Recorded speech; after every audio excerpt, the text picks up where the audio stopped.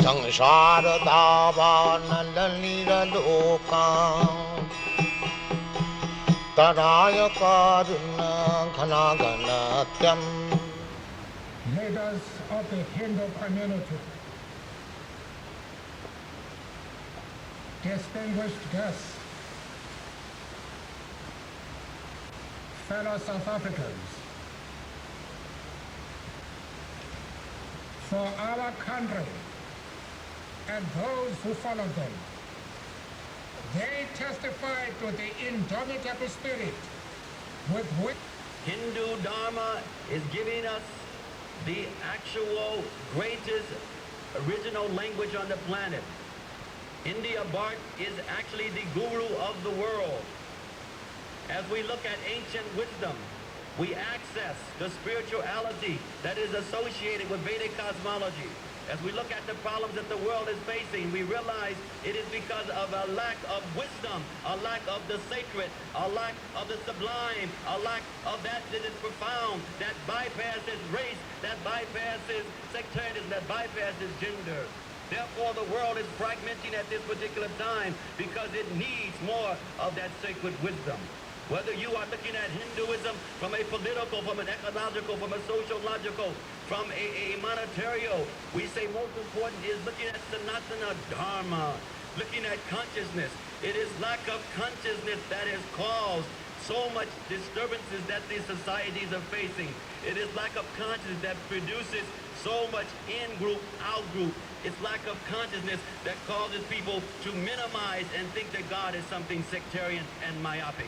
It is not that there is a Hindu God, a Christian God, a Buddhist God, a Taoistic God. There is one God that is the supreme.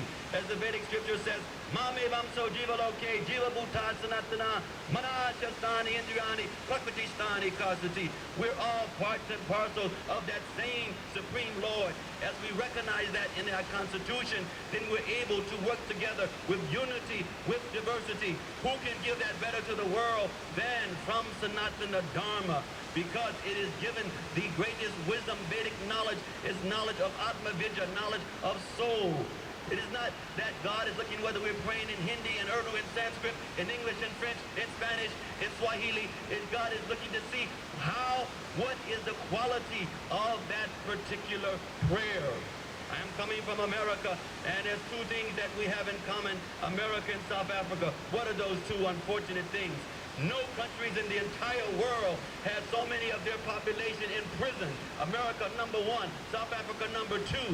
Crime is rampant. Crime means that so many people are disturbed and the fabrics are in disarray. So therefore we plead upon you at this particular time to take this conference and to have an agenda that is based on creating a greater spiritual consciousness, an agenda that brings about culture.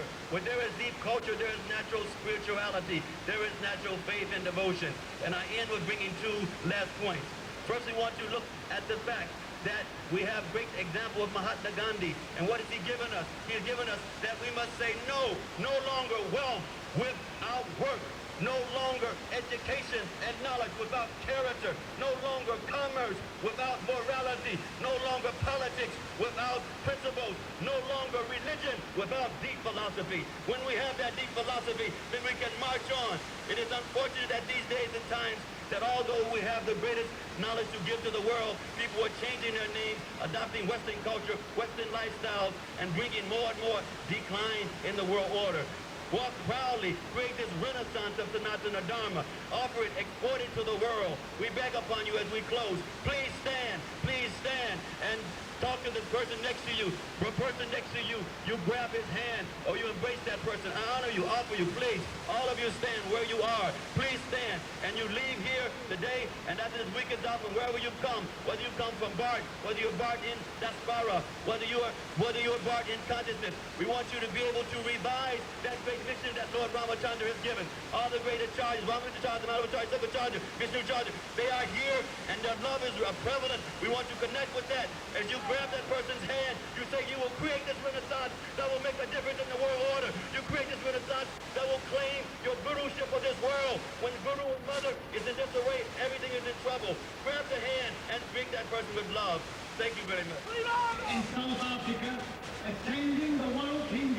conference and defending Bhakti Manor Hindu temple in Westmore Heath in England, which the British government has decided to close because it is too popular and there are too many Hindus passing through the village on their way to devotional service.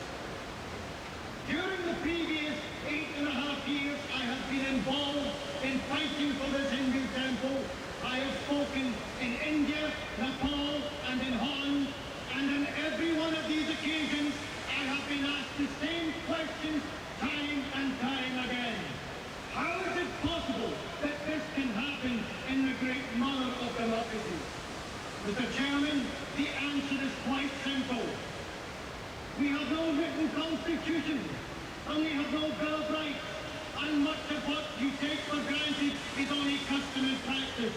And when this is challenged by the government, there is only one course of action, and that is to go to a court.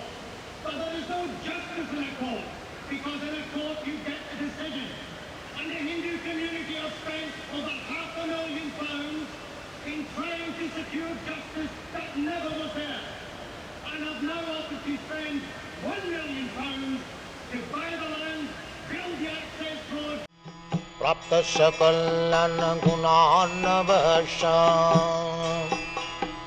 Vande गुरश्री चरणारविन्दम्